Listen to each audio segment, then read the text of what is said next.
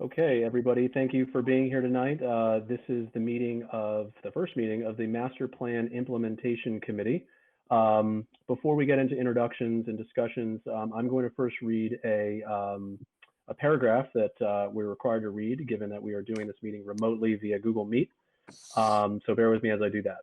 Pursuant to Governor Baker's March 12, 2020 order suspending certain provisions of the Open Meeting Law, GL Chapter 30A, subsection 18, and the governor's March 15, 2020 order imposing strict limitation on the number of people that may gather in one place. This meeting I haven't said, I had something wrong in here. It should say the meeting of the Master Plan Implementation Committee will be conducted via remote participation to the greatest extent possible. Specific information and the general guidelines for remote participation by members of the public and/or parties with a right and/or requirement to attend this meeting can be found on the town's website, www.northandoverma.gov.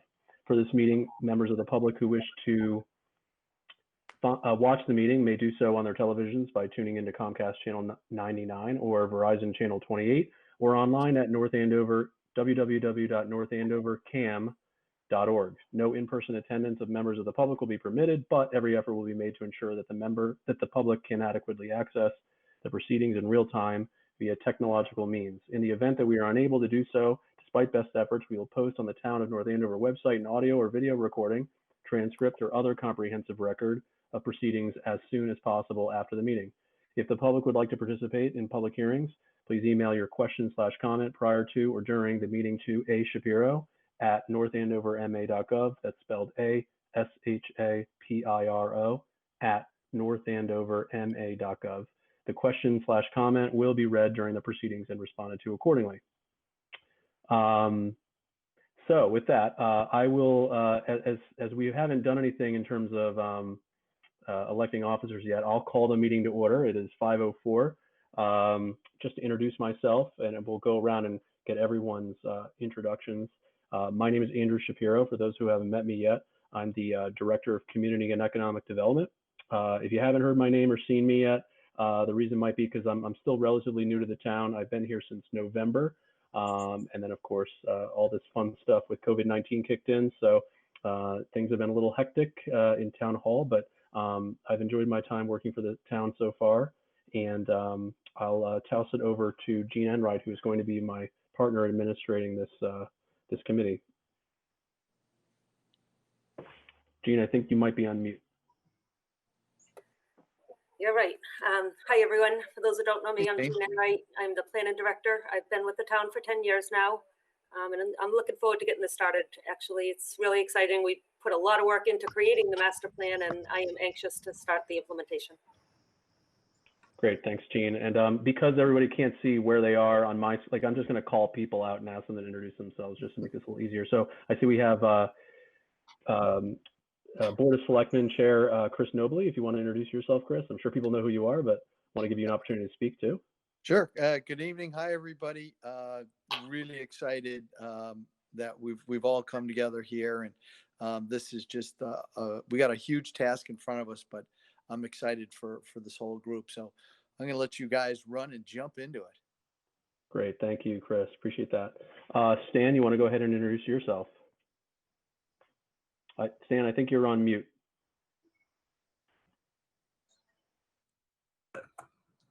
I'll try again. So my name is Stan Limpert. I think I'm a member at large. So yes.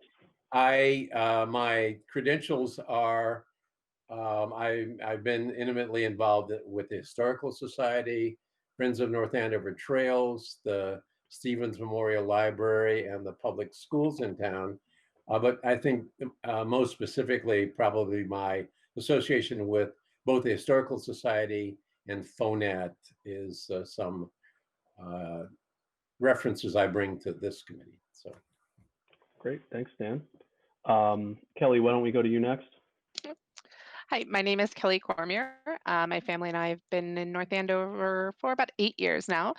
Recently got involved on the planning board, so I'm part of this team as a member of the planning board, as well as a very invested fellow citizen in wanting to see these great changes implemented throughout North Andover.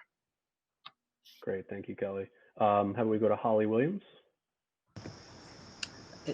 Hello, everybody. My name is Holly Williams. I've actually been a resident of North Andover since 1986, so a long time here, born and raised here. I am a member of the North Andover Youth and Rec Board, which is how I come to this board. I'm also on the Joseph and Herman Board that does the fundraising for the Youth Center, so I'm intimately aware of a lot of the things that go on in town and super invested. I have one son who's 14 and going to the high school, so I am, and is also involved in sports, so I kind of have a broad knowledge, if you will, from my various interactions with the town. Holly, talk about small world. I think you just dropped a gift card off at my house today. I did. I just saw your name pop up in this. I was like, Oh my oh God, I haven't seen Kelly Cormier's name ever, and I've twice in one day. All right, and that's the beauty of this committee. We're also going to all be friends when this is all done, okay? Love it. Let's go to James next. Hi, all. My name is Jay Dowd. I live on Saltonstall over by the Thompson School. I've been here for 6 short years. I grew up in Lawrence, and we moved here. I lived on Prospect Hill, so I didn't really move very far to get to this nice neighborhood in North Andover. While I was in Lawrence, I was a member of a charter member of the Lawrence City Council that formed in 1986. I was very much involved in the failed attempt to bring Emerson College to Lawrence. And I was involved in representing my neighborhood in all kinds of preservation issues that came up that were on the agenda. We formed a historic district in Prospect Hill. It was copied elsewhere and moved down to the Common. So I had some really good experience in working with neighbors and representing neighbors in government, and I found it very satisfying.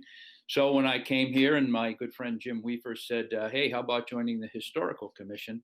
That was couldn't have asked a better question. So I was happy to join, and I'm here with all of you to represent the historical preservation issues in the town, and happy to get to know all of you. Thanks, Jay. Appreciate that. Let's go to George next. Well, hello, everybody. Yeah, I'm George Kaler. I'm a trustee on the Affordable Housing Trust, which is the reason I'm on the committee. And I'm thrilled to be on the committee because I was on the committee that developed the master plan back in 2000 and saw how the report gets written and then it basically gets forgotten. And I think the idea of this plan to have an implementation committee to follow up is a great idea, and I'm excited to be part of the effort to implement that, and hopefully we can get more of the master plan implemented than would be if the plan was just put on the shelf and things just went forward on their own. So, looking forward to our first in-person meeting too. I know. I don't know a lot of you, and I would think I'd get to know you better if we were in person. But anyway, that's what we have. Yeah, no, it's been really interesting having to conduct meetings over Google. I know Chris probably shares some of my thoughts as far as, the a little impersonal in some ways, not to be able to do things in person. So, but yeah, it's an adjustment for everybody. I see that. So I see a couple other people just joined us. Okay, so I see John. You've been bouncing in and out, but it sounds like you're here now. While you're here, do you want to go ahead and introduce yourself? I think you're on mute, by the way, just a heads up. John, you're on mute, just to let you know.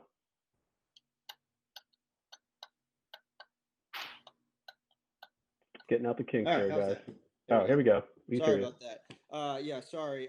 My connection's relatively unstable, so I apologize for popping in and out here. That's okay. Quick introduction. I'm John Strauss. I'm apparently an at-large member of this committee. I've been in North Andover since 2004. I live up at French Farm. Currently serving as a transportation engineer for small consulting firm down in Marlboro. But been increasingly trying to get involved in town infrastructure in some fashion over the last couple of years, and hopefully this is a good outlet for that knowledge and experience. So I don't know if I have my wife and my child Dana. He's 11. Just finished up at Kittredge, and yeah, we're all somewhat active in the community, and that's pretty much it for the time being. That's great. Thank you so much, John. I know you and I met briefly at the Downtown Improvement Plan public meeting a few months ago, right before all this craziness happened. So glad to see you involved in that and in this process as well. So thank you for your time and for being here. I'll move on to Meredith Barnes. Sorry for not being able to get you the proper access initially, but thank you for joining us. If you want to go ahead and just give us a quick introduction, I'd like to know a little more about you.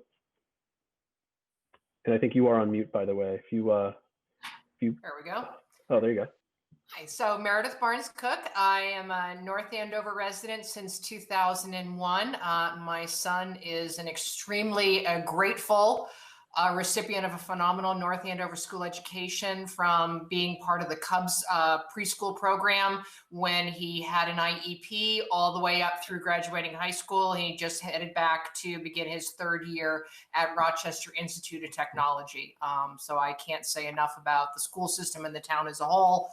And what my son's been able to achieve and how much we've loved living here. So I took an early retirement exit from Liberty Mutual last year. I've been doing sole proprietary consulting since that time. I'm trying to navigate back into the job market because I'm lonely. I don't like being on my own. Bad time to be job hunting, needless to say, but that's okay.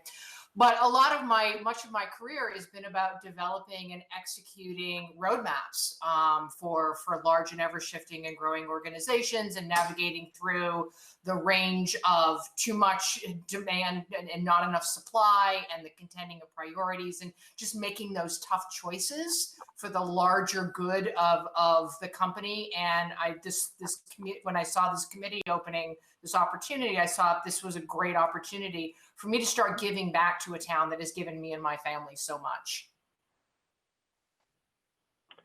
That's a great introduction. Thank you, Meredith. Appreciate it. And thank you also for volunteering. Thank you for all of you for volunteering your time. I know that some of you may have been voted in by your respective boards or commissions to represent, and others stepped up in the at-large process. But either way, however you came to us, we really do appreciate it.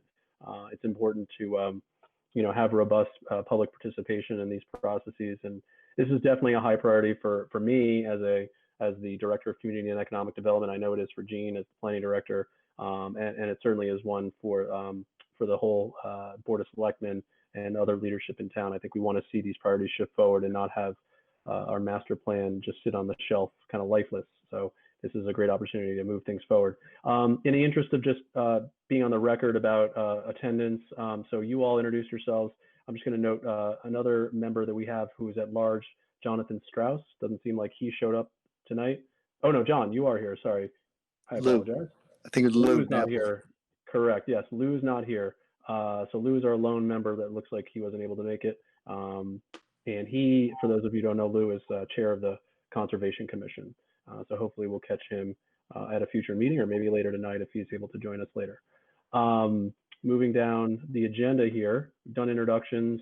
I wanted to do a quick review of the mission statement with respect to this committee. I don't know if you all are looking at your agendas right now. If you are, you can click a link in it and see the document itself. If not, I'm happy to share my screen. Do you guys want me to share my screen to see what I'm looking at? Would that be helpful to folks?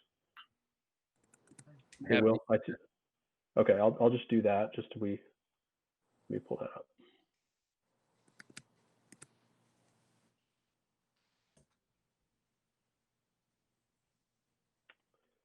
I think this is it. All right. So can you now see a document with the Master Plan Implementation Committee at the top, mission statement? Yes. Yeah. Okay, great. All right, and everybody can, are the words large enough, or do you need me to zoom in or anything? We'll zoom in a No, little it's bit good. here.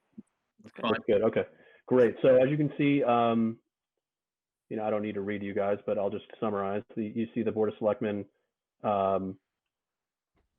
created the committee, and it was a recommendation of the master plan to build an advisory body tasked to work closely with town officials, planning board, and Board of Selectmen to prioritize master plan recommendations for implementation and funding. You see who the members are. We have 3 at-large members, and the rest are members of other committees in town. There's a 2-year term for the members, and the duties are described as the committee shall be responsible for serving as a liaison with town boards and committees that have a role in implementing the master plan. It will encourage boards and committees to adopt a process for reviewing and including master plan goals and recommendations in other regular meeting processes. It shall be responsible for working with the relevant town departments to review the master plan implementation charts created and updated by staff, and for giving quarterly progress updates to the planning board and Board of Selectmen. Working collaboratively with staff, it shall be responsible for public education about the master plan implementation process, including creating user-friendly metrics and documents. The implementation committee may create subcommittees to advance recommendations in the master plan.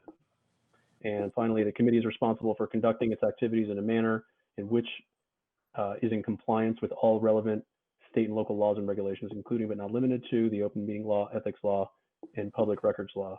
So this was approved back in December in 2019. So, and as you know, we are kind of operating as other town boards and committees. We posted this meeting agenda publicly. We're currently being broadcast on NACAM. So we will have an opportunity to, if folks want, to receive public input when necessary. And those are the duties. So does anybody have any questions or want to discuss that in any way? Clarification on anything? No? Well, Andrew, one thing that I would add to this is a lot of this really came out of a good cooperation with the planning board, and having Kelly here as the representative really creates that, you know, that locked in link with the party that's ultimately responsible for this plan. And I think that's a critical foundation to this, because it's not just about, you know, execution, but it's also, this is the front edge that listens and deals with the real world. And I would just note, when the select board put this out, it was December 2019. We had no idea what the future was going to look like 6 months from now. And, and so, you know, that's part of our challenge with the implementation that I would, you know, put us all to keep in the back of our heads, which is there's a destination we want with this, but we also always need to be tuned into the reality around us. And that's where everybody's contribution is going to be so critical, because that's a balancing act of what we have and where we want to go and the realities that feed into that.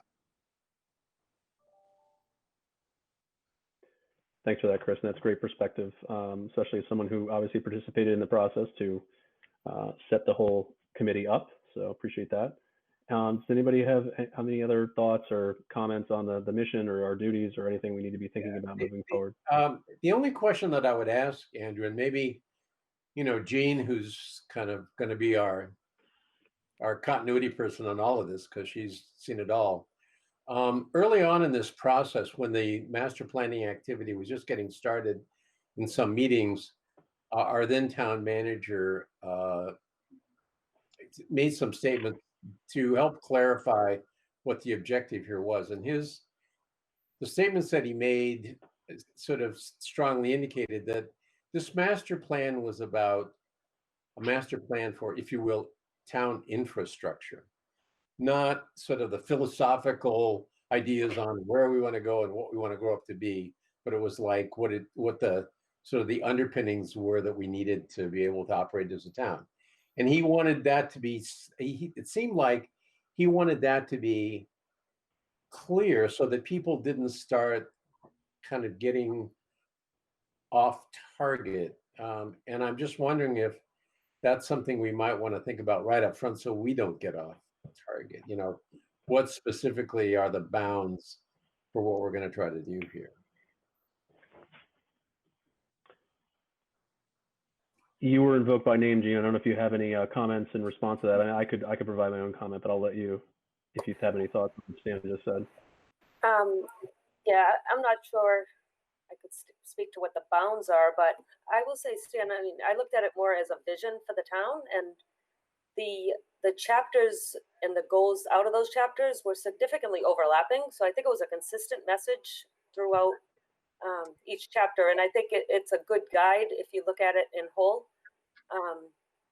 You know, we're going to get to the spreadsheet soon, but the spreadsheet, the way I organized it, was really to take each independent chapter and actually segment it by common themes, as opposed to staying in, you know, a silo of a chapter. And the common themes that came out, I think, really were the priorities of the town. I mean, I think it was consistent with input, the way the consultant team.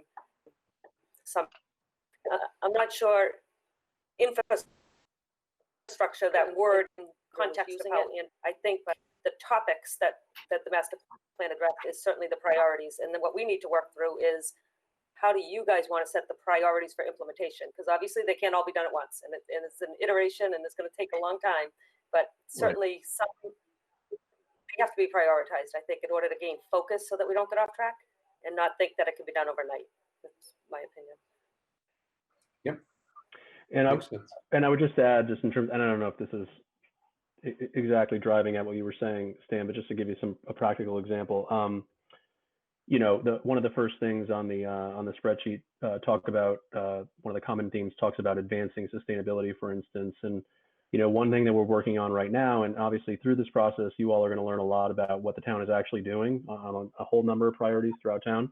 But one thing we are working on is, you know, we applied for what's called a Municipal Vulnerability Preparedness grant through the state to basically plan for our environmental vulnerabilities with respect to climate change, and plan for the future on how we're going to deal with that, how we're going to mitigate certain issues. And none of that is actually called out for in the master plan, but I believe that it is an important step that the town needs to take in order to think about these things. And so you could file that under advancing sustainability, and it's certainly something that needs to be done. So I guess what I'm saying is like, there's no way that this master plan, when it was developed back in you know, voted on back in 2018, there's no way it could have contemplated everything we should be working on as a town. You know, clearly you've seen by the year 2020, there's a few surprises in our midst, right, that pop up and happen, and so we have to deal with those things as a town. And but there certainly are a ton of things in there that we did want to do back in 2018, and we should still want to do or still drive towards. So I think it's it'll be interesting to see how that all unfolds as we kind of you know, move forward in our process. Well, we certainly didn't anticipate a pandemic. Nope. And we didn't anticipate Amazon. So that's a couple of things right there, right? And Absolutely. Stan, I'll add to that, a couple months after the adoption of this plan was the gas explosions. So oh yeah. we've had some challenges since adopting this, and you know, we'll speak to that. The Board of Selectmen letter was December of 19, and that was a year and 3 or 4 months after adoption as well. So we've been sidetracked. I think it's really important to set this committee, set a focus, and move forward from here. I think everyone's really excited to do that. Yeah. Unless anybody has any other, oh, go ahead, John. Sorry, I see you raise your hand. Go ahead. And you're on mute.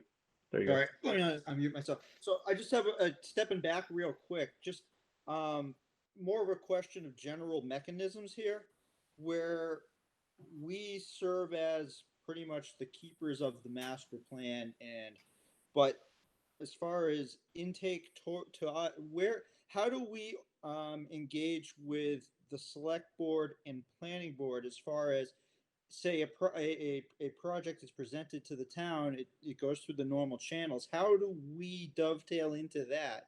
You know, is there a side thought process? Okay, let's turn this over to the master plan committee to weigh it against the master plan and get their feedback. I'm just trying to get an understanding how we're going to process stuff here. That's a good question. You know, I'll tap dance a minute here and let Gene pipe in. But one thing, for instance, is going to be like, there's certain things that are going to be out of our control, right? Now, I'll give you an example. It's like housing projects, right? So there's a lot of content in the master plan and a housing production plan, as a matter of fact, in regards to creating more affordable housing in North Andover, but a lot of it is, hey, we need to change our zoning bylaws to accommodate more affordable housing. We haven't done that yet. So if a application comes before the planning board, for instance, or all the local boards for approvals, there's nothing really that we can do to compel a project applicant to put affordable housing in a multifamily housing development, for instance, unless our zoning has changed. And so, and nothing they can do coming before the master plan implementation committee would change that either.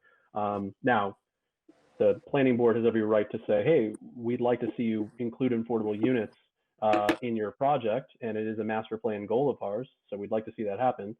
But it would be no more than really a request versus being compelled to do so with, for instance, an inclusionary zoning ordinance or other such mechanism that would allow that to happen.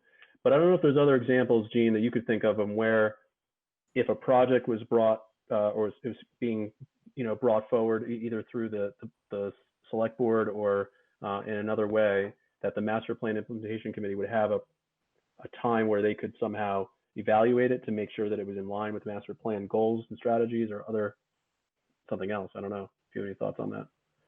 Yeah, I'm not sure as the project is submitted that interface would happen. I will tell you, applicants are really quick to line up when it's advantageous to them. This is consistent with this goal and this goal and this goal in your master plan in their presentation. When it's not so consistent, obviously that doesn't get presented. And so the planning board does have the opportunity to say, to counter them and call out that it's not consistent with our master plan. And when approving a special permit, they certainly can bring that into the equation and negotiate.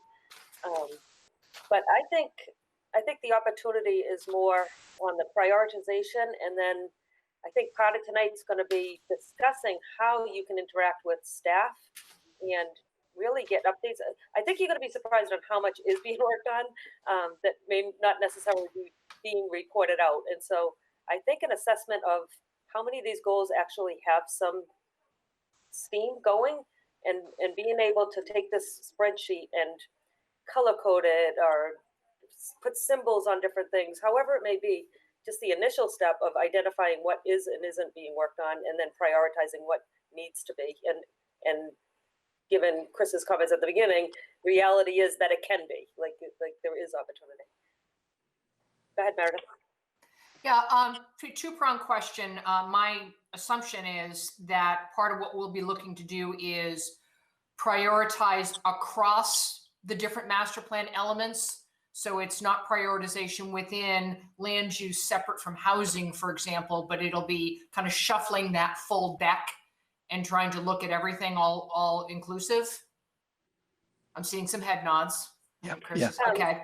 So I'll speak to the downtown. You think the downtown falls under economic development, but when you look at that spreadsheet, the downtown goals, I certainly don't have it memorized, but I think there's approximately 14 of them. And I think of the 14, 11 came from other chapters, mostly transportation. And so that's why I sorted it that way, because I don't think you can take a silo chapter. Right. I think you need to look at the theme itself and then broadly kind of try to attack them as a whole. And again, not every single one of them is achievable today, but as long as there's vision to it and a sense that somebody's trying to advance it, it could take a long time to advance, but I think quantifying that somebody is working on it, that, maybe if we can measure the status, that it's 10% done or it's 40% done, or it may never get to 100% done, but it might always be a work in progress for some of them. But again, I think the importance is somebody's aware that it is in our master plan and somebody's actively trying to advance it. And then to that point, thank you. Is there an overarching strategic mission statement for the town that would help kind of understand relative to all these things, regardless of what element they've been classified into, how to really, figure out what in the backlog needs to kind of be rising to the top based upon the largest view of where the town's trying to get to in the next 5, 10, 15 years? I mean, this might be an overly simplistic response, but I would say that the mission statement of the town is the master plan in and of itself. Yeah. It's really, if you boil down the master plan, and we're talking about a lot of different things in there, Right. I think it's the visioning document for the entire town across all Right. spectra. Right. So you kind of have to read through each chapter and say, okay, these are the things we want to tackle for sustainability, or these are the things we want to tackle for housing or transportation. And, they each come with their different set of challenges, but I think overall they speak for where the town wants to be. So I would like to, I guess I would do two things here. One, Gene, I think that's an important thing to identify those that have gotten, out of the garage and were on the road working to a certain degree. I think that's very important. But I want to go really all the way back to John's question too. And Kelly, I would ask you to maybe if you could add your thoughts on this, because we talked about what does this really mean? How do we connect? Where do people get to stand out or stand in the process? And that's something for us to, I think, decide as a committee. I don't think that's been determined yet. How we're going to interact and communicate, other than the underlying comment that, hey, quarterly. The one thing we did know is, hey, at least quarterly, there's got to be some kind of check into the select board. But how it works is really up to us. And I think that's really exciting, because there's so many ways to slice and dice that. But Kelly, you had some pretty good thoughts, if you wouldn't mind. No, absolutely, Chris. I think we've got, to your point, we've got to figure out how we're going to make it work. But then also, what's the accountability? What is the planning board's accountability back to this group as well, in terms of making sure that what we're doing on the planning board follows what's in the master plan and what this implementation committee wants. So I think there was, like you said, those quarterly report outs, or there's information back, but making sure that that this board keeps the master plan alive and very aware as we're moving, every 2 weeks through items in the planning board, and as we continue through all of our committees, that all of us as members on our boards are keeping this in front where necessary. So I think we've got to figure out the mechanism, but I think it's extremely important, to John's point. Just to chime back in on that, I think the easiest route that I see is engaging directly with the planning board. Not necessarily on a project by project basis, but if need be, going that route, because ultimately those projects need to be looked at as, how do they fit into the overall master plan? Do they advance those goals? Do they retard those goals? If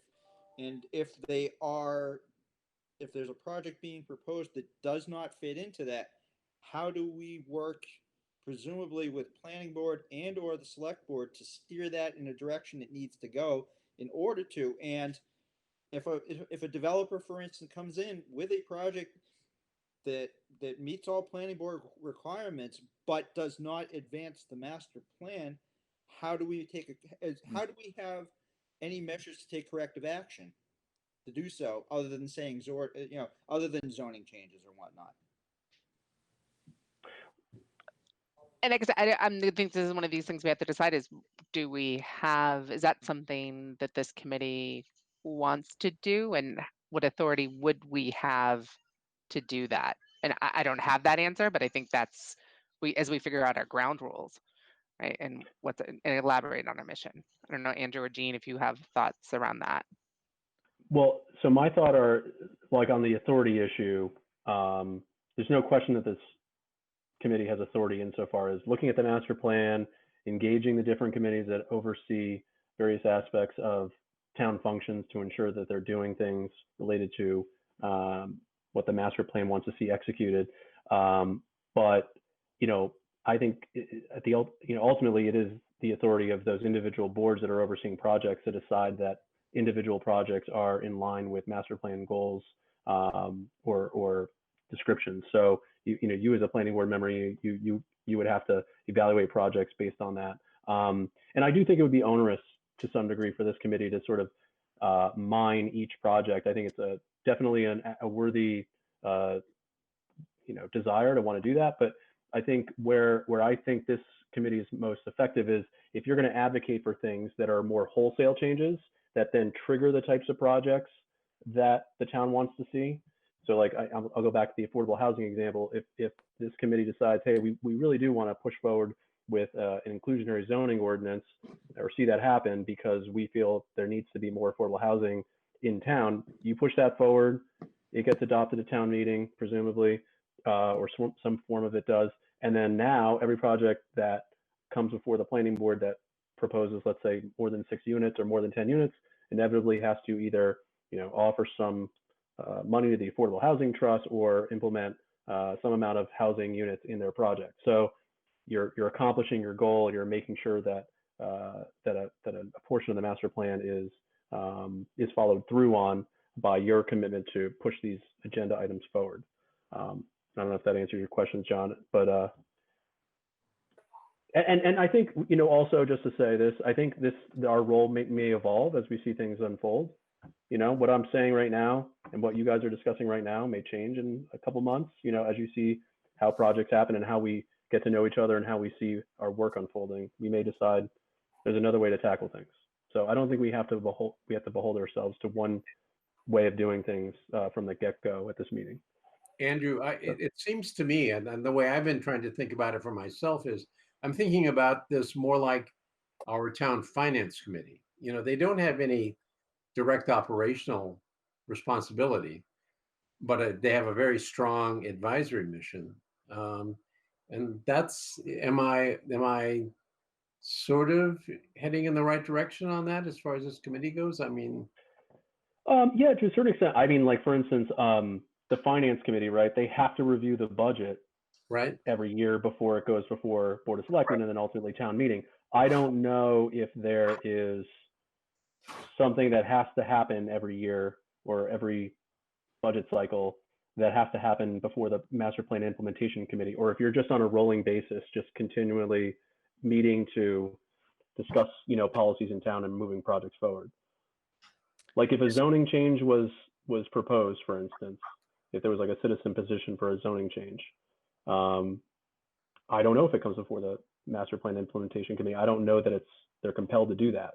You could certainly weigh in on it and maybe send some sort of correspondence to the Board of Selectmen to make your feelings known, or to town meeting. Maybe there's a way we can convey your feelings on certain things, but it may not be in like an authoritative format, if you know what I'm saying. I understand.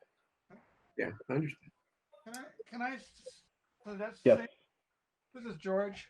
I don't know if you can see my picture is really small on this. Anyway, I have a couple of things. Kelly asked about a mission statement. I think it was Kelly asked about a mission statement. I would like to suggest that we should, that this committee adopt the position that our mission, or the mission statement is the mission statement that's in the planning, in the master plan. There is a one-page mission statement at the beginning of it, and then there's more mission statements throughout the plan. But I don't think, I think they're sufficiently general that we can find plenty of latitude in those stated mission plans that we can operate under. And then the other thing I wanted to say is that quite a while ago, Andrew, you mentioned, somebody said that the duty or the master plan was basically infrastructure or something like that. And my reaction when I heard that was, I thought, well, it's also zoning changes, or zoning, and presumably changes. And it seems like we could have a very definite role as advocates for various zoning changes that we identify as necessary in order to implement some of the goals in the master plan. Now, advocacy is a ambitious activity, and I guess it sort of remains to be seen whether any of us are willing to put the time in to do that. But nevertheless, we could be thinking about advocating, and can we enlist somebody else to advocate on that, or can we be cheerleaders for an advocacy group or something? And then my final comment is that you mentioned if citizens want a zoning change, they submit it to the planning board. With all due humility or something like that, I would like to suggest to the planning board that it would not be a bad idea for them to refer it to us. I mean, I'm sure the planning board members all have busy lives, and they might want to look into. They might consider it part of their job to consider that advocacy and so on. But they could also, I think, offload some of the work by referring it to our committee, to the implementation committee, and then we would report back to the planning committee. It's not that we would pass final judgment, but we could do background, do research, and so on and so forth. If I may jump in on that. I'm sorry?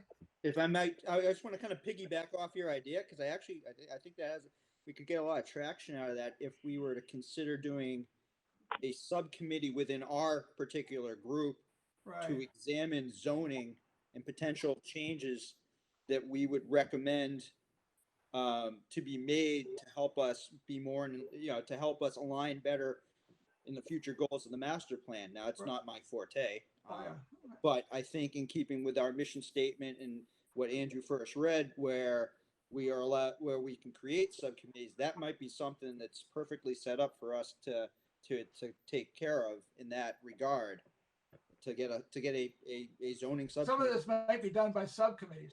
Yeah.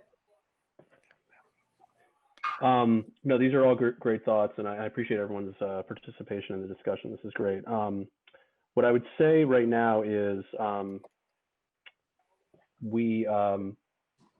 I want to be mindful of everyone's time. We're about almost 45 minutes in the meeting, and I'm trying to wrap the meeting, if it's okay with folks, within the hour, not by 6 o'clock, but by 6:45, so an hour from now, just because I know the Ed channel needs to switch over to the school committee. They scheduled another meeting tonight. So I want to be able to move on to talk about some of the strategies at some point. So if anybody has any final thoughts on the mission statement, and I think one thing we can do is, as we start to talk about strategies, I think more of our mission statement or how we do things will become more evident, because we can discuss how we want to tackle some of the strategies that are in the document. We can say, all right, these are the strategies we want to discuss, or we want to confront. How do we do that? And we can kind of, as a group, continue to distill those ideas. So I don't know if anybody has any final thoughts on mission statement before I move over to the next agenda item. I'm good. Okay, great. And the only other thing I wanted to add before we do move on is Jean and I or our department is in the process of hiring a new staff planner. And that staff planner is going to be, our vision is for that staff planner to be focused on project implementation.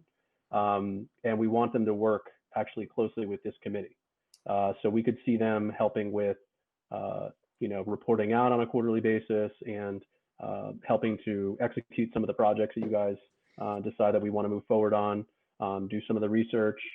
So we're actively interviewing staff planner candidates, and I anticipate that person, once they're on board, will be able to join this process as well and be a point of contact and someone that we can work with to advance some of the priorities that we all identify. So I just wanted to make everyone aware of that. So with that, I don't know if it's too premature to do so. Bear with me here. I just need to get back to the agenda. So we have election of officers up at this point in the agenda. Are people comfortable at this point electing officers? If there's is anybody interested in taking a leadership role as chair? We're looking for a chair, a vice chair, and a secretary. Could we wait till the next meeting, do you think? Would that be? We could. We certainly could. That and sort of see how this what it starts to look like. Sounds good. Okay, so Jean, procedurally, is that you think that's okay if we wait for next meeting? Yes, certainly. And okay. I'd like to add that one advantage of that is that if anybody is willing to volunteer but is being modest or something like that, they could send Jean an email saying, I'm interested in doing having the following position. Yeah. That's a good idea. I don't know if you'll get any emails, but I might. Well, in the event that anybody is interested, yeah. I'm interested in who wants to be the secretary and take minutes. Yeah. That's always the fun one. I have this carpal tunnel problem, Gene. I can't do Oh, that. okay. Sorry. That's always the case, How isn't do it? you get that? I'd love to help with the minutes, but I have a disability that I will. I'm an IEP, right? I'm gonna bail you guys out this time, and I'll do the minutes for this meeting. But yeah, and you know, one thing I was just I've just been involved with the Stevens Estate Advisory Committee, and we've been rotating recording secretaries, so that could also be a possibility. I think that might, for minutes, that might not be a bad idea. I don't mind doing them once in a while, but I don't want to have to do them all the time. So, you know, I do them, you know, once every few meetings, but you know, I'm okay with that. Okay, so we'll go ahead and just we'll table that item, the election of officers. We'll wait till next meeting, and in between now and the next meeting, if anybody wants to reach out to Gene or myself, please feel free to, if you want to express interest in taking on a leadership role in the committee. All right, now we get to the good stuff. Review and discussion of master plan strategy spreadsheet. Do you guys want me to do the screen sharing again, or do you have it open on your own computers? I see head nods for screen sharing. Yeah, Okay. can you do screen sharing? That would Yeah, be just based Yeah, off it's the nice. size of it, it'd probably be. Yeah. Yep, not a problem. Let me just get it set up here. I love the spreadsheet, Gene. I think you said you put that together. I love the way it's organized. Yeah, it was just resorting of individual chapters, to be honest, Kelly. So, and oh, sorry, I thought I was losing you. And if anybody has another suggested way of resorting this, we can cut and dice this any way you think would be helpful. Well, how is it So- sorted now? I mean, in the report, it's sorted by the chapters in the master plan. Right. So if you look on the screen, George, you'll see that the first line item is goal number 88 in the master plan, but the first three by common theme, they all have to do with advancing sustainability. Wait And a so minute, those happen to all be found in the public facilities and services chapter. But as you go down and look at other, like, balanced approach, sometimes is housing, sometimes it's economic development, sometimes it's historic, cultural, natural resource. And so it kind of takes all 7 or 8 chapters and resorts them by a common theme that they're trying to achieve with that goal. you call those goals, but those aren't. Well, okay, they're identified in the master plan, but they're not numbered in the master plan. In other words, if you look at the master plan, you'll never find goal number 88, right? I mean, the word, you might find the words, but you won't find the number 88. Yeah, I think you do. Right? No, I think you do, but I'm bringing up the master plan now. But you can go on, and then I'll clarify. Well, don't stop for that. Let's keep going. So I'm not going to read through all these. I think you all have them. But, you know, just again, kudos to Gene. I want to echo whoever commented, Gene, on the compilation of this spreadsheet. It's good to have this, and thank you for doing that. And you'll see that basically just that, yes, we have that common theme. We have it sorted under a master plan element, public facilities and services, for instance, housing, economic development, historical, cultural, and natural resources as a couple examples. The strategy outline itself, which is very specific in nature most times. Related, Gene, what are these? What are some of these acronyms standing for here? So HCR, for instance, is like historical, cultural, and is that what that is? Let me refresh my memory. Yes. So oceans. If you go to the fourth one down, open space and natural resource. Yep. And I'm sure in the master plan that they detail these, but I can dig that up. Yep. So all these acronyms have obviously have a meaning here related to different aspects. And then this is local, meaning like who kind of oversees. So there's two local two local columns, Gene. One looks like, so CED, for instance, is community and economic development. TB obviously is planning board. TM is town manager. But do you know why there's two columns related to local? Again, let me look at the master plan quickly. Make sure Okay, that's. but as you guys can see, no, the master go ahead, plan Jane. does have local government. Oh, did I get off? Sorry. No, so the master plan itself has columns for local government leadership and local government partners. I think you're cutting off, Andrew, the full names of the column Yeah. legals. I think if you just expand row 1, there you go. Aha, thank you. Spend a lot of time in Excel these days. Yeah. All right. See, we're gonna get along just fine, guys. You're gonna need to push me in different directions sometimes. Yeah, we'll get there. This is why you need a committee to do this, Andrew. Right? That's right. That's right. Thank you. No, that's helpful. So, so all of these acronyms have different meanings and different stakeholder partners that are sort of responsible for the implementation or the oversight of these different strategies.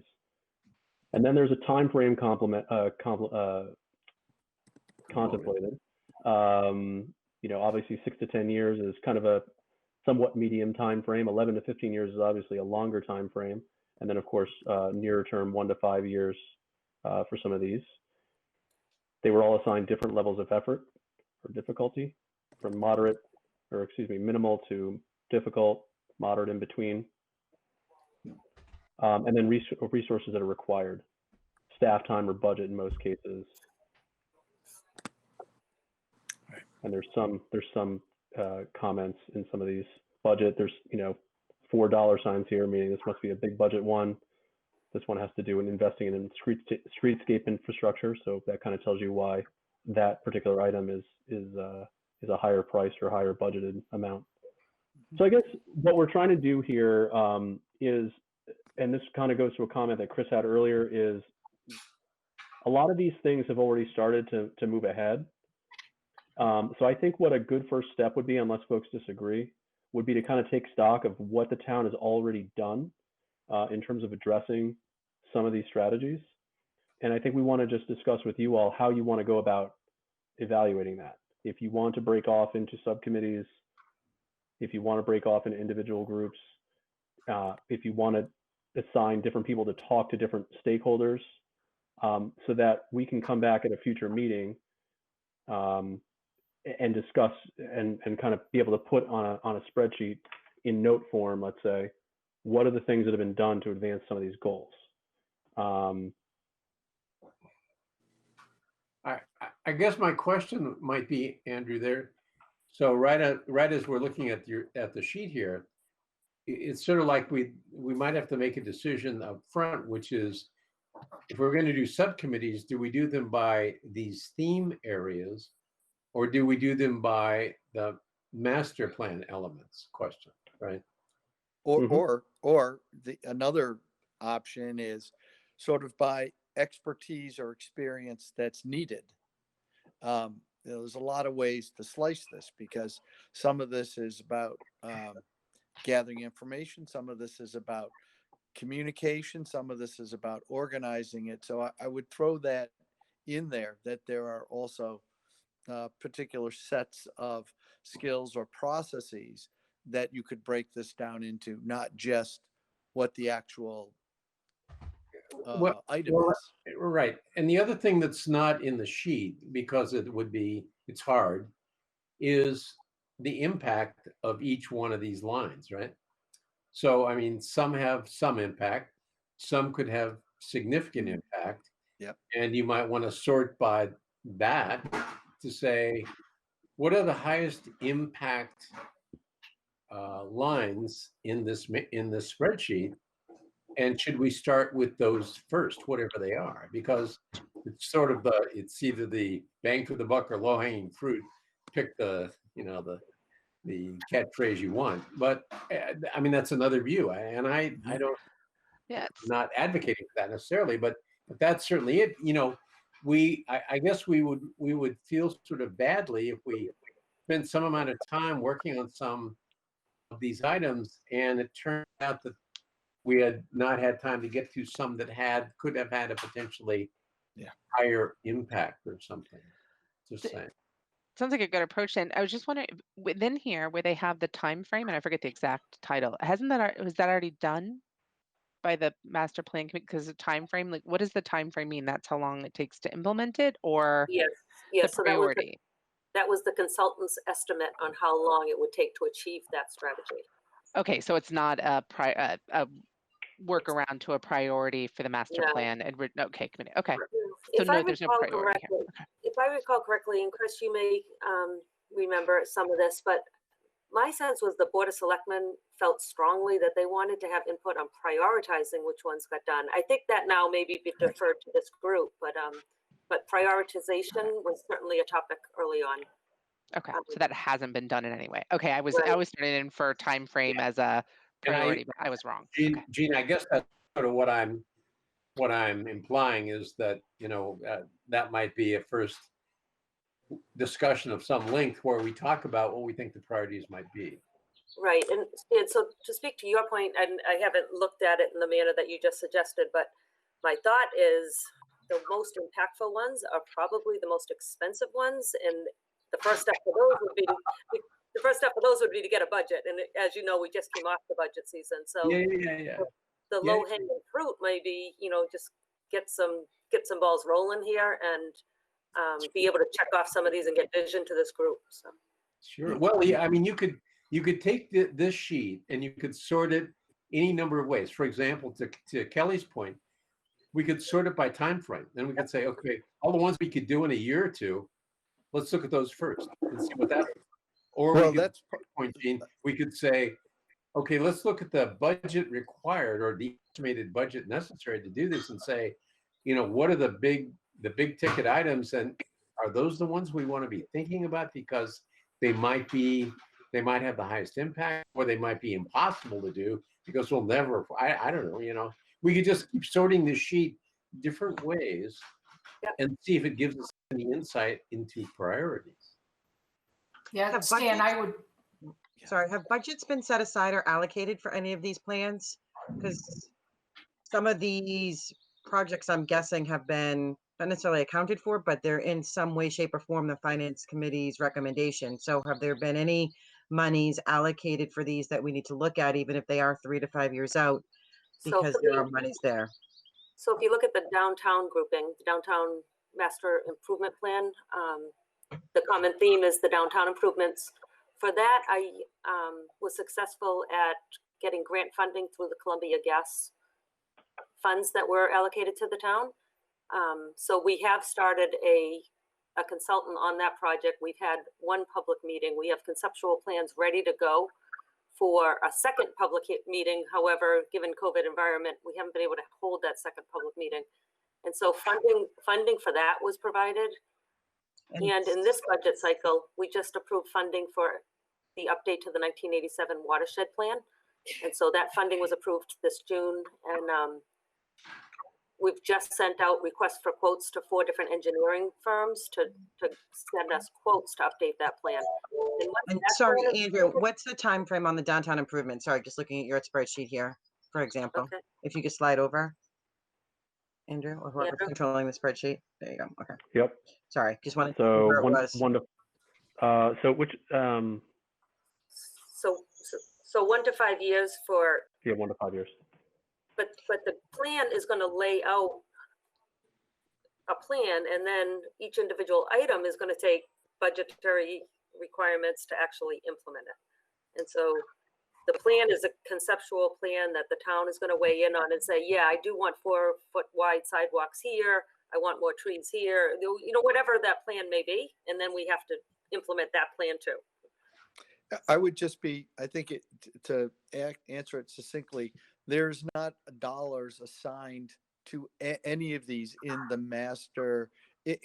capital improvement budget specifically. However, much of what's already been started touches on this, but I would like to just also take a second and go back to, you know, talking about organizing this, and that's just sort of Meredith's strength or expertise is looking at roadmaps And I think that's our initial challenge here, which is, we've got a great roadmap. We just don't know where to start. Right. So Yeah, I don't know if you go ahead.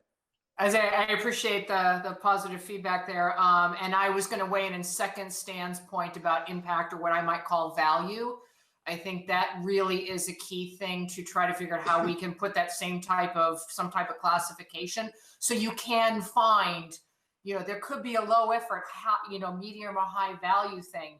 There could be high effort, low value. And, that transparency I've always found in my career going back, like, I appreciate you love this idea, but let's talk about the bang for the buck effect. This may be a big dog that really, it's a nice idea, but in the scheme of things doesn't really return much.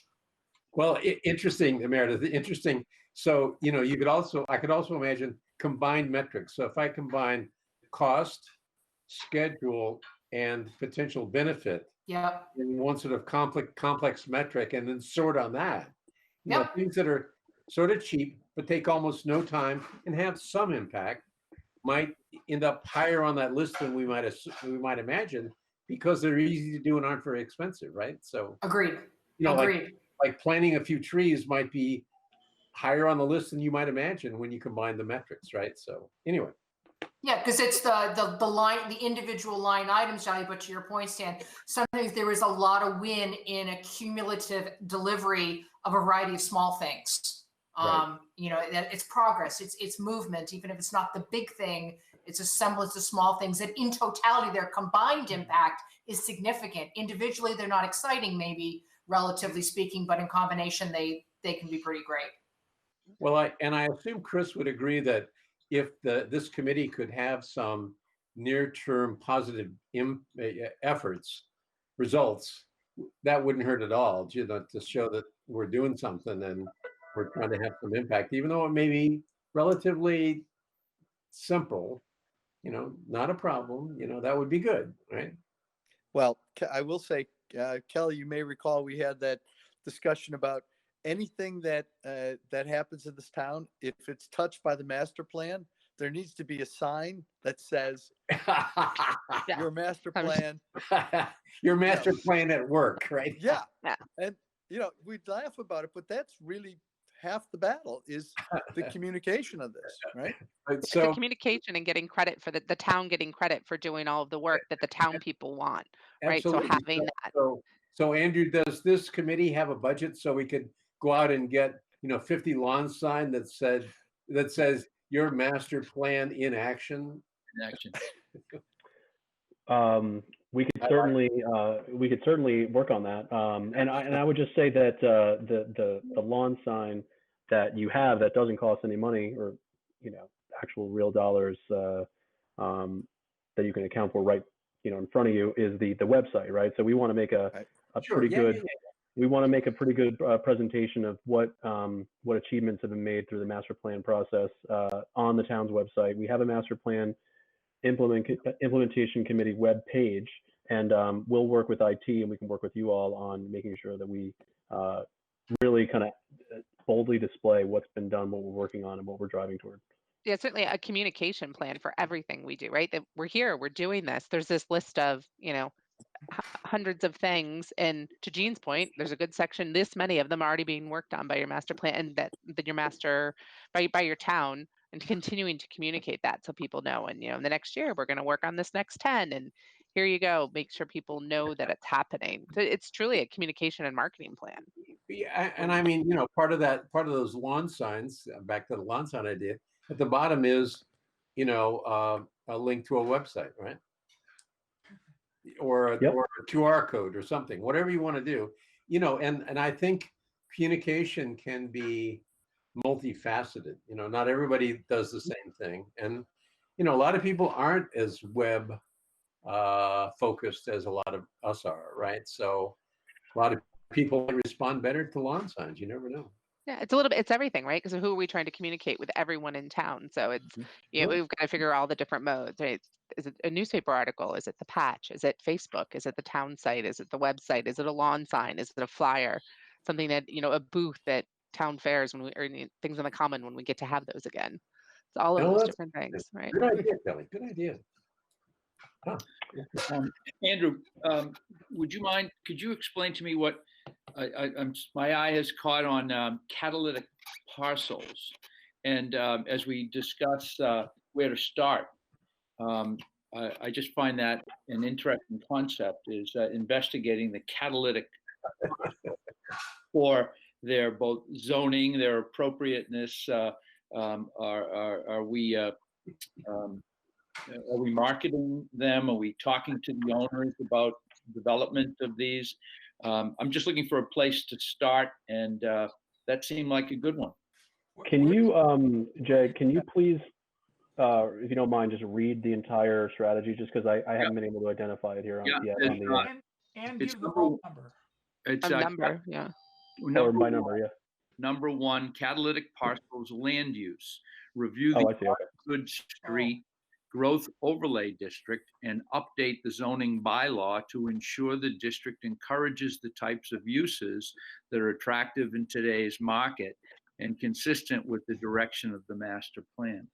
Okay, well, that's a good one to talk about, because in some ways the job has already sort of been done for you, right? So Osgood Landing is the site of the new Amazon facility. So I don't know how folks on the committee feel about Amazon as a use, but I can tell you that it certainly is a higher and better use than essentially a vacant building. So the town, the local boards and commissions have approved that project. The town entered into a tax increment financing agreement with both Amazon and the owners of the property, and are going to be consecrating a development agreement as well. And then it was also kind of a cornerstone of it's called a MassWorks Infrastructure Program grant that the town received to extend sewer line access along Route 125. So that'll also, you'll see kind of future development along that corridor as a result of that project as well, not only because the sewer service will be improved, but also because one could surmise that the proximity of Amazon might be attractive to other companies that want to come invest in land around the 125 corridor. But as far as the rest of the smart growth overlay, actually, the other piece to emphasize about that, technically town meeting rescinded the smart growth overlay. So the smart growth overlay is in reference to something called the Chapter 40R smart growth district, which essentially it's a program that's state enabled that allows for or encourages dense mixed use developments with any housing components being at least 25% affordable housing. And so that was prior to Amazon coming in and getting their project approved. That would have been an acceptable use there, but the town saw fit to rescind the zoning for that, and so now it's really just purely a commercial parcel. That's not to say that sometime in the future there could be theoretically a housing proposal somewhere else on the site. But the only other really usable piece of property is what's going to become a solar array. And so the solar array, I think, needs to be there for a certain period of time to get credits, solar credits. And so I think there's a handful of years that it needs to be in place. And until that runs out, then I don't think anything much is going to happen on that property. So right now it's just going to be Amazon, and then whatever decides to kind of go into the commercial building that fronts Osgood Street. Can I ask a question about that? Sure. So you're saying that we no longer have a smart growth overlay district, that 40R that was voted in many years ago has been rescinded and no longer exists? Yeah, it's a little complicated. So yes and no. So town meeting did rescind it. The state's not happy with us, and they're not really accepting the rescission of the zoning. Okay, well, so let me ask my second question, because I think that might relate to whatever Sure. you're going to clarification you're going to give. Technically, is the town on the hook to pay back the state for some of the subsidy it received when it passed 40R? Yes.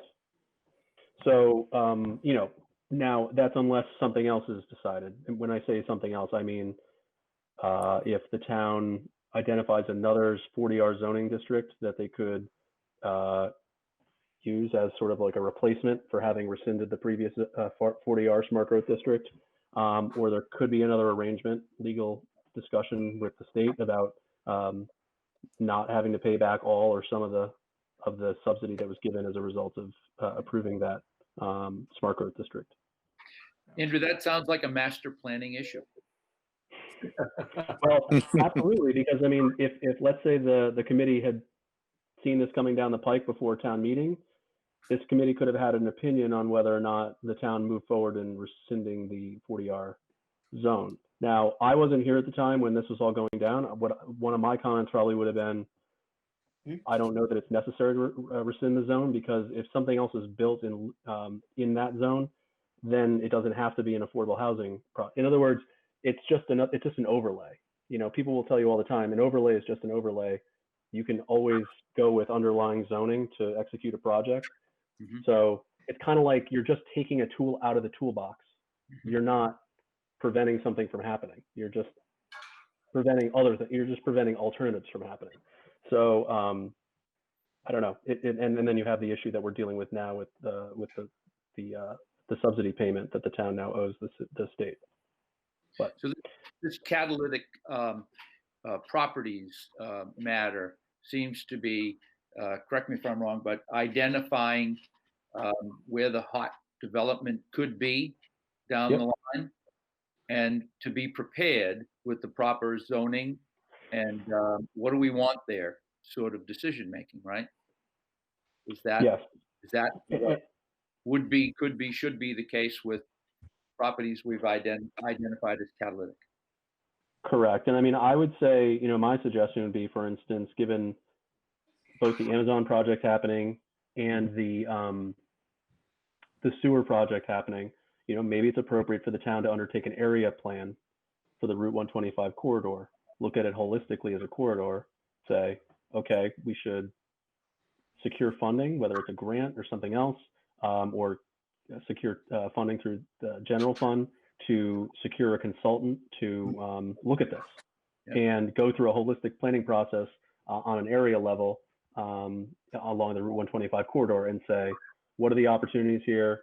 You know, should we change zoning in any way? And if we do, what does that look like? Should we introduce new types of uses? Just one more comment. I know I'm kind of going off on a tangent here, but one interesting thing, for instance, is there's a parcel that's currently undeveloped on the Amazon site. I got a call from a realtor. They said they had interest from a self-storage developer. Okay. And so we looked at whether or not that would be allowed per zoning right now. And it's the opinion of our building commissioner, who's also the zoning enforcement officer, that it is allowed. And we do have a mini storage facility further down the street next to the dog kennels. Anyway, so my point in just bringing that up is just to say, if you take a look holistically at that corridor, there could be a discussion as to whether or not we want to see self-storage along that corridor. Is that a good use, or that it should be allowed on that corridor, or should we be, you know, or should we be looking to have those uses elsewhere in the town? And currently, there's no specific definition for self-storage. So really, it's the zoning enforcement officer, the building commissioner, saying it falls under the category of warehousing wholesaling. Yeah, right. And that's a little gray. Some people could say that's gray. I'm not saying it is or isn't. I'm just saying some people could interpret it that way. And so should we have a use for self-storage? And if we do that, where should self-storage be? So discussions like that, you know. And it also raises the kinds of questions about, you know, any activity, how much additional economic activity does any new activity generate? And I would say self-storage generates the absolute least, right?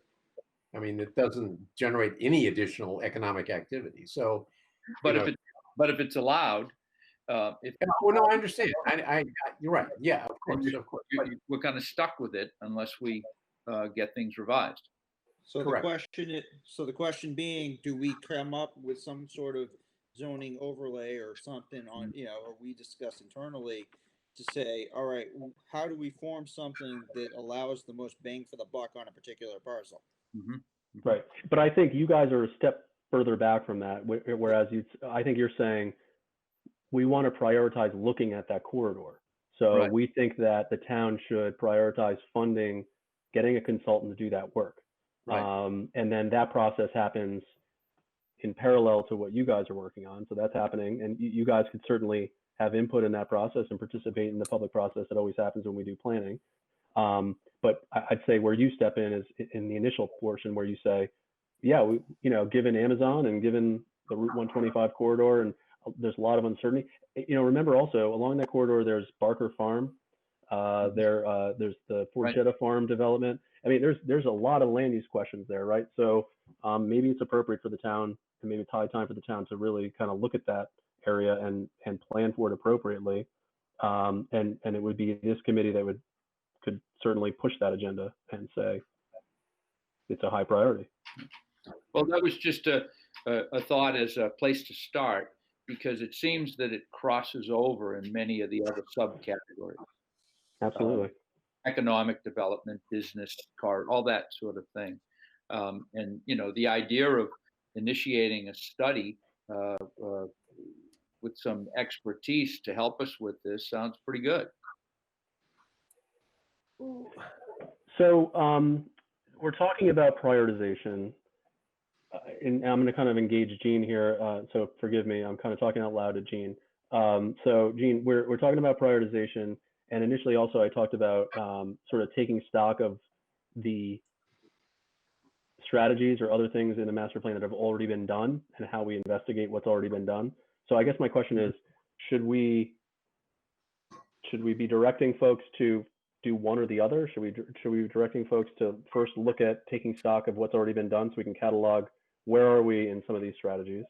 And then step two would then be, okay, of the strategies we haven't even developed, these are the priorities, or of the strategies we've started to work on, but we still want to have that be a high priority and further develop them. I mean, is that something we should be doing? So I was sort of imagining, Andrew, that Jean, I guess that would be you, would go through and highlight each of these rows. You know, some things may actually have been completely done, and others are in process already. And if you highlighted those so that we would know that as we looked at them, we could think about those differently. So at least those two categories, things that on this list may have already been accomplished actually, or overtaken by other events, or two, things that are actually in process, but they may not have been completed. That for me would be very helpful. Okay, so you're looking for staff level input on that. Well, I agree. I think, you know, when mentioning one of the things with the downtown development, you know, to come to find out that there's already a grant, money's allocated, and a plan, you know, and a consultant already hired, to me, we can kind of step to the left now. The plan is to implement it, and we've already started implementing it, which is fine. That's fantastic. But we don't need to spend time on that, I don't think, so much. We can move on to the next one. And what do we need to implement next that doesn't have funds allocated, that needs to be prioritized on the list, and go from there. And I'm not going to speak for everybody here, but I had no idea that was done. Right. And I'm guessing there's others. I apologize.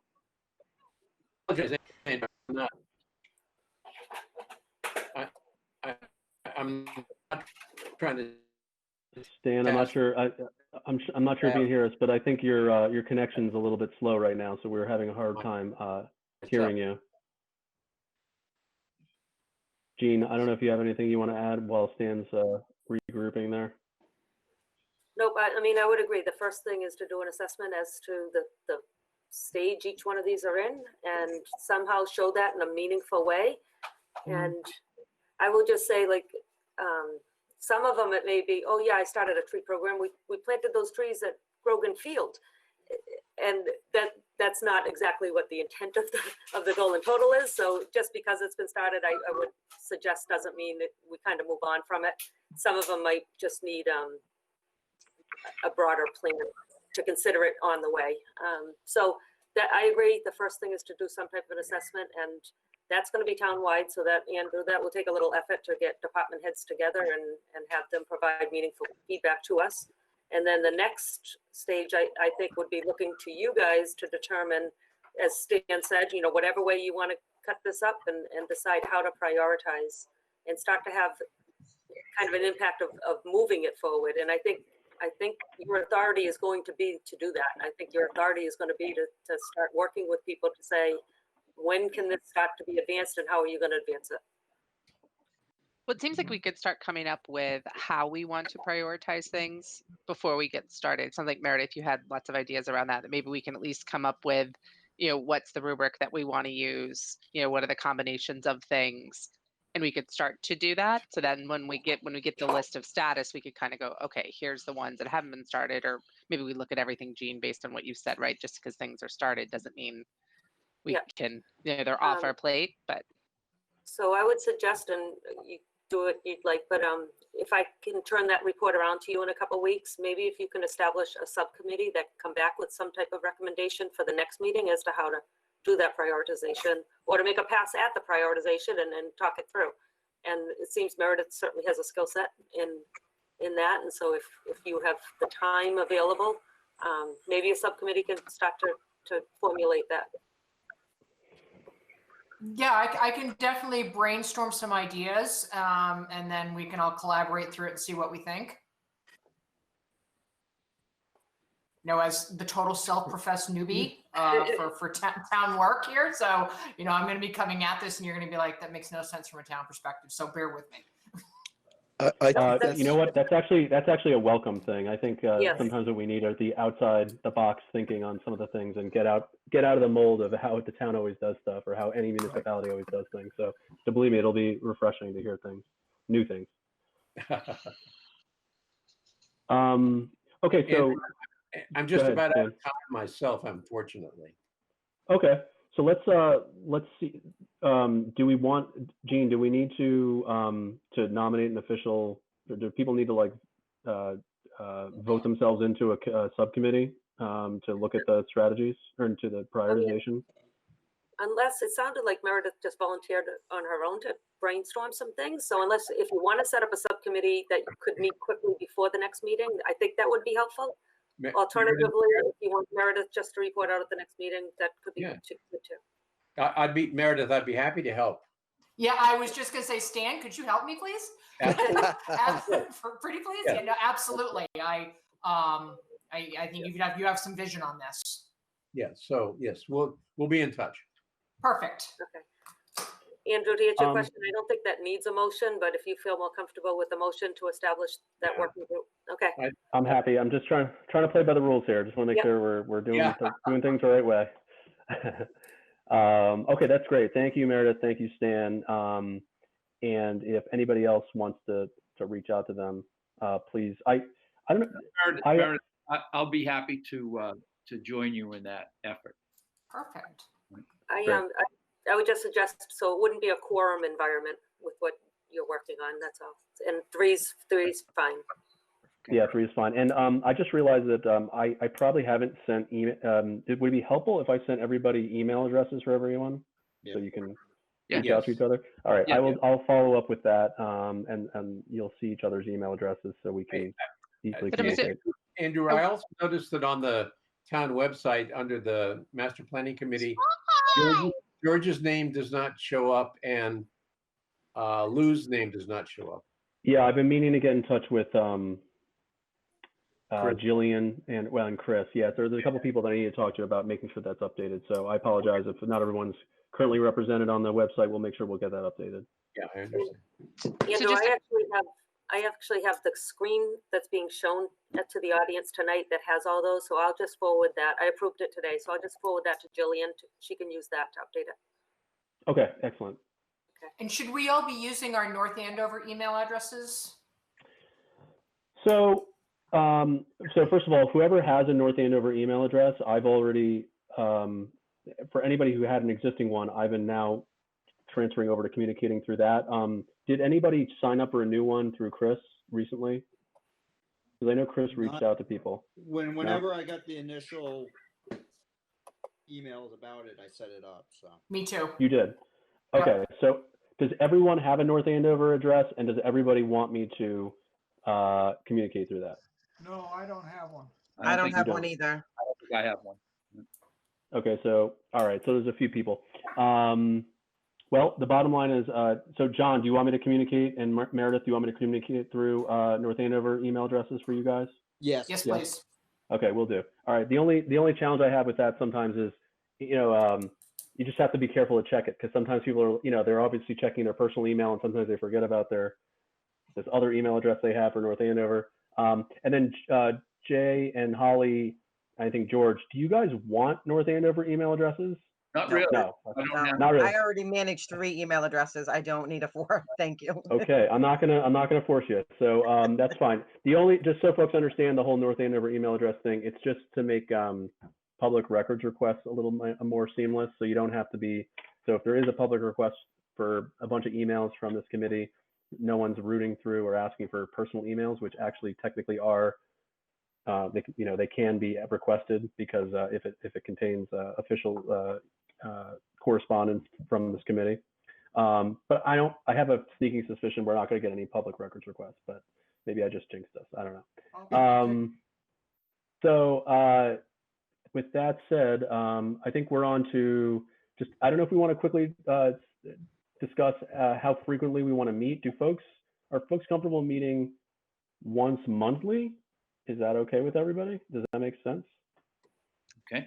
Yep. I would think to maybe get started once a month, maybe, but then we might hit a peak where we do more frequently if we get some good traction after prioritize, kind of figure out how we're going, and then figure out a new cadence. That would be my only thought. Okay. I think once a month is fine, but I would say that there's before the next meeting, there's 2 things that need to be done. At least this is the way this is what I heard. Is one, Gene is going to identify the rows in that table that have been done, and the rows in the table that are in process. And then the subcommittee is going to come up with a proposed prioritization strategy. Mm-hmm. And I don't think there's any point in meeting until those 2 things are done. Mm-hmm. Well, I'm gonna thank you, Georgie, and you're absolutely right. Those are the 2 action items that I'm taking away as well. And just to put a little more color on the what's done and what's not piece, I'll work with Gene on that, and we'll try to give a little more specificity, or at least I will, on how each item has been addressed. So like some notes maybe about how some of these strategies have been addressed, to give you guys a little color on that. Okay. And I would say, unless Gene and I have not made significant progress in the next couple weeks, we might go out and say we'll hold off on a meeting, and we'll see if you guys are okay delaying the meeting. But we'll go ahead and assume that we're gonna have made significant progress. So Andrew,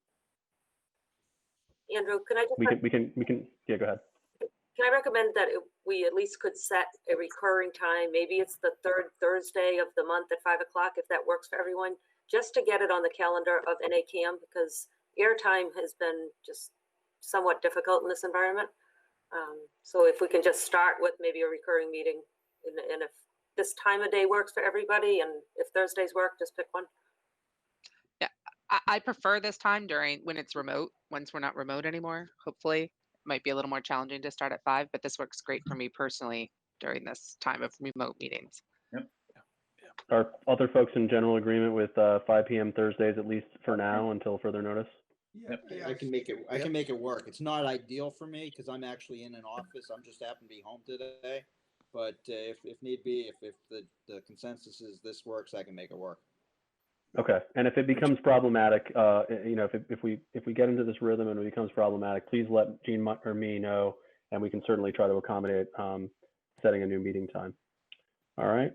So would you like to shoot for September 17th or 24th, the 3rd or the 4th? So what do you folks, you want to do the 24th just to give us another week in this particular case? Yeah, sounds good. That sounds good to me. Okay. So we'll do September 24th at 5 p.m. And I will send out a calendar invitation to that effect. Did everybody have, and I assume everyone was okay, since I see you all here, although I know Meredith had an initial issue. Did everybody see in the calendar invitation I sent, there's like a green bar with a link to this Google Meet? Does everyone see that? That's what I used. Okay, I excellent. saw After the I link. asked for help. Great. Okay, because that's what I'm doing. I'm setting up a calendar invitation, and automatically there's a Yeah. join Google Meet bar in there, and then there's also a phone number in there. If there was ever an issue where you couldn't access the link, you can just call in. We wouldn't see your face, but you would hear all the audio. Okay, great. And I think we are all set. So we'll just adjourn. Do we need to do a formal motion to adjourn, Jean? Yes, typically, Andrew, sorry, I was muted, but typically you would motion to adjourn. Okay, I will motion to adjourn then. Or can someone motion to adjourn? An Someone actual else. member. So moved. Okay, so we got James Dowd, Jay Dowd, Right. and then we have a second from Me, John Strauss. second. All right. And then I know this is a little awkward because even if it's a small thing, but we do need to do a roll call vote because we're on NA Cam. So I'll just go around quickly and just say yay. Kelly, Yay. John, Yay. Jay, Yay. Chris, Yay. George, Yay. Meredith, Yay. Holly. Yay. All right, a unanimous vote to adjourn. It is 6:32 p.m. Thanks everyone for your time this evening, and we will see you next month on the 24th at 5 p.m. and we'll be in touch in between. Thank you, everybody. Thanks, everybody. All right. Have a good Good night. start. Thank you. Bye. Good start. Thanks, Good night everybody. now. And to whoever's on from Cam, we're done, so you can take us off the air.